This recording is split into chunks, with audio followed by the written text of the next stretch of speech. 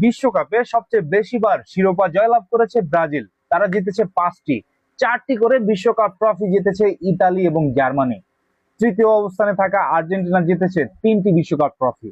কিন্তু আপনি কি জানেন সবচেয়ে বেশি দিন বিশ্ব চ্যাম্পিয়নের তকমা লাগিয়ে ঘুরে বেড়ানো দেশটির নাম কি? 5বার বিশ্ব চ্যাম্পিয়ন হওয়ার পরেও সবচেয়ে বেশি দিন চ্যাম্পিয়নের তকমা লাগিয়ে ঘুরতে পারেনি ব্রাজিল।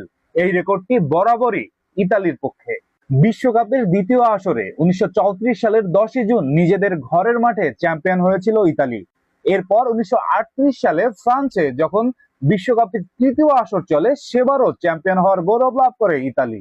এরপর 1942 এবং 1946 সালে দ্বিতীয় বিশ্বযুদ্ধের কারণে বিশ্বকাপের আসর হয়নি। পরবর্তী আসর হয় ব্রাজিলে 1950 সালে। 1950 বিশ্বকাপ ফুটবলের ফাইনালের আগের দিন পর্যন্ত টোটাল 5880 দিন চ্যাম্পিয়নের ট্যাগ নিজেদের করে রেখেছিল ইতালি। 1934 সাল থেকে 1950 সালের ফাইনাল পর্যন্ত দীর্ঘদিন প্রায় 16 বছর এই বিশ্ব চ্যাম্পিয়নের ট্যাগ নিজেদের করে রেখেছিল ইতালি। আপনি তো জানলেন সবচেয়ে বেশি দিন এক টানা বিশ্ব চ্যাম্পিয়নের রেকর্ডটি কার দখলে, কিন্তু আপনি কি জানেন সবচেয়ে কম দিন বিশ্ব চ্যাম্পিয়নের